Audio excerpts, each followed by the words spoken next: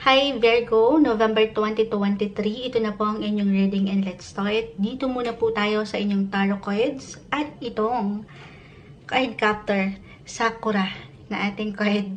Ayan. Ilalagay muna natin ito sa gilid. Meron lang din po itong, kumbaga, mensahe, ilang words na pwede nating iwan later on. Pero dito muna po tayo sa inyong tarot reading, Virgo, November 2023, ano nga bang parating sa inyo ngayong bagong buwan? Message.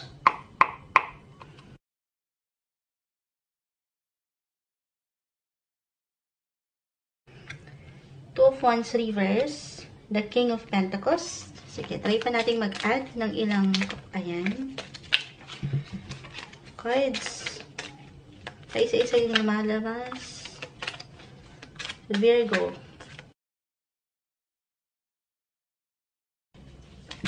Ayan. So, talagang pa isa-isa. The Three of Cups and the Empress. This one is in reverse. Okay, Virgo. Okay. So, unang-unang message na may iwan ko dito, guys, keep in mind, tayo po ay general message. Just only take what resonates, pero maaaring meron kayong dadaluhan or pupuntahan or pagbibigyan ng priority. Possibly, ito ay may kaugnayan sa inyong, kung hindi man ito, may connection sa relasyon, napakalawak din po ng relationship, kaibigan, or ilang siblings, your relatives, your family, or about work ito. Kasi King of Pentacles ay narito. Merong events, party, or business-related ito na i-deal kayo. Maring isang message din ito na mahalagang marinig, Virgo, na if ever mag-apply yung social event na ito, or sabi ko nga, may kaugnayan sa inyong ginagawa, pinagkakaabalahan or pinagkakakitaan, then sana Virgo, ipamalas mo yung iyong kakayanan. Hindi man totally, kasi nga, so, especially kung social setting ito, party.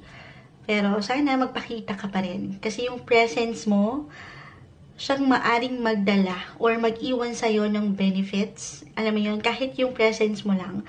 The Empress kasi is in reverse. So, merong tendency dito for some of you, Virgo, na hindi kayo palagay or talagang ayaw nyo lang na magpakita na lang muna, tahimik lang kayong makikibaka. Pero isang indication kasi dito ay yung kaharapin or harapin, ayan, sumasang-ayon yung ilang ingay.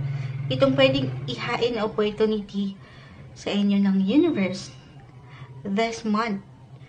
Naway wag kayong pangibabawan ng pangamba o pag-aalala na hindi nyo kaya or kahit simpleng enerhiya na ayaw nyo. Well, guys, at the end of the day, everything's still up to you, Yung maaring umaangat lamang po yung current energy dito na sumasang-ayon yung aking pamangkin. Kung meron kayong marinig na ingay, pasensya na po. Siyempre pa, dapat sinasamahan ng pag-aksyon at ng desisyon. The Two of Wands, this one is in reverse.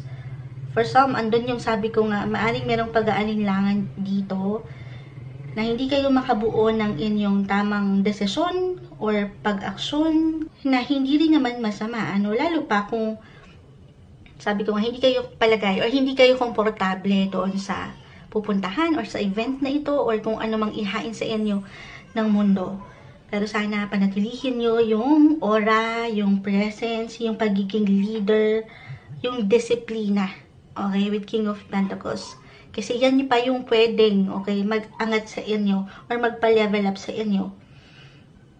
Sa inyong possession. So, sa higit na practical, stay practical and realistic with Seven of Pentacles. Titingnan nyo na yung buong larawan or litrato kasi maaring meron kayong, sabi ko nga, baka hindi pagkaklaro.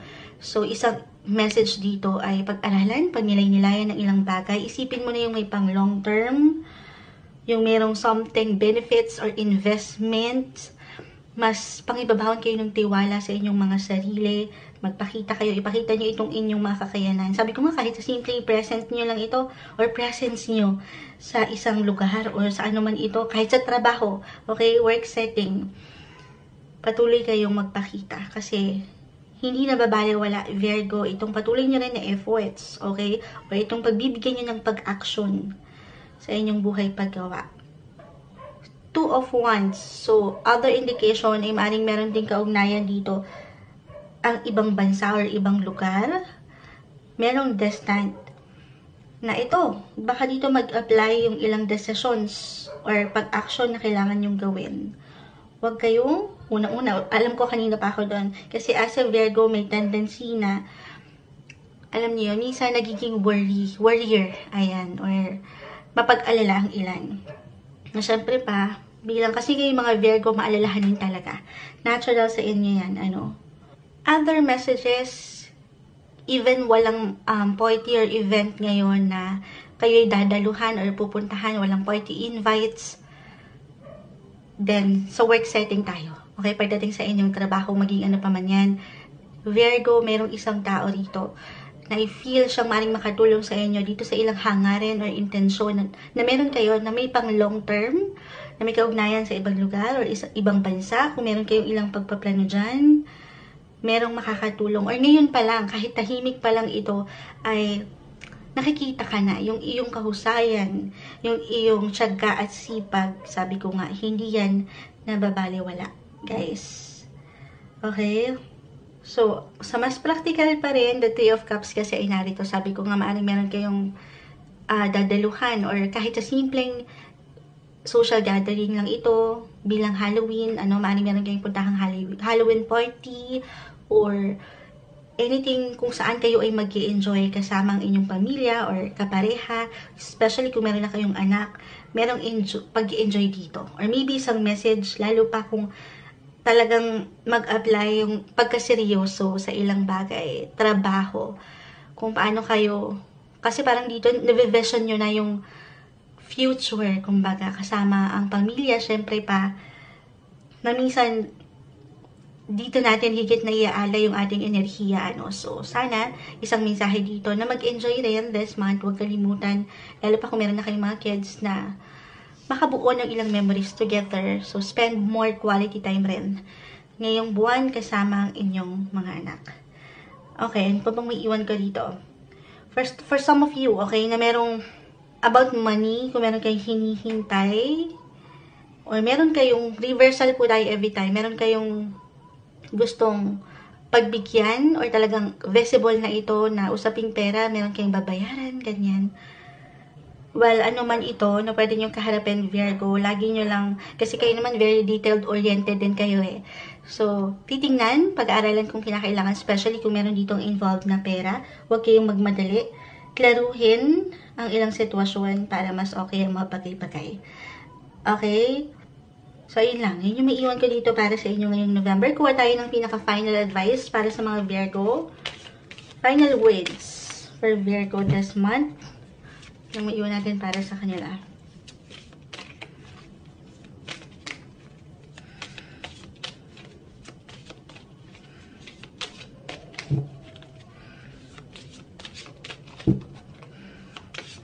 Okay, meron ng mga bagsak dito. The sleep. Sabi ko nga, parang, for some of you, merong tendency this month na low-key lang, tahimik lang, na makikibaka, na more on sleep. Dalawang indikasyon tong nakikita ko rito for you guys. Kasi yung iba, yun nga, parang, masipiliin na lang munang maging low-key, tahimik, na kahit nagtatrabaho ay, chill lang. Parang nagbabawi kayo dito sa ilang tulog na gusto nyong makamit dahil deserve niyo yan, especially kung patuloy yung trabaho sa pamilya, sa inyong opisina, maybe isang indikasyon talaga ito, especially rin kung mag-apply yung pagka-busy or patuloy na pagiging productive ng mga Virgo this month. The sleep. Ayan, yung umangat. Add tayo dyan. Hindi ako contento dyan. Para sa mga Virgo, the sleep. So, the Empress card kasi guys, sabi ko nga paangatin yung inyong aura, yung inyong mga presence sa inyong ginagawa, sa trabaho, sa ilang events, social gatherings, so kayong umabsent kasi meron tayong nakikitang benefits. Or merong someone, hindi nyo pa man ito ma-realize, meron nang nakatingin sa inyo at nakapupuna. Or, kasi nga the Empress card, this one is in reverse. Physically or emotionally, magpahinga, magpaganda, magpaspa. Ayan, magpasalon. This is the best month. Ito yung umangat dito. Self-love, self-care din. Sige, add pa tayo. Ayan, ang dami na nila. Add pa tayo. For Virgo, this month, ano may iwan natin para sa kanila?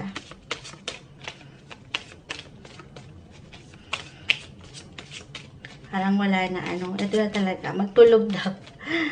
The sleep. Anong maiwan natin? Bawi kayo ng sleep ngayon.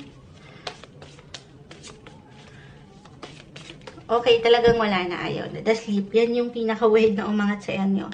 The sleep. Ito, iba-iba rin naman tayo ng paraan kung paano kayo nagpapahinga. Ano bang paraan nyo? Tanungin nyo rin ang inyong mga sarili, Virgo, sino ba ang pahinga mo? Maaaring sabi ko nga, ito ay yung ilang relatives, your siblings, or your family in general, relationship-wise, saan kayo lumalakas, syempre pa sa ating mga mahal sa buhay. Or sa inyong paraan, kung paano kayo mag-relax, makakapag-chill. Mula dito sa ilang alalahanin din ng buhay. So, deserve na deserve nyo yan. Ngayong November 2023, para sa inyo, Virgo.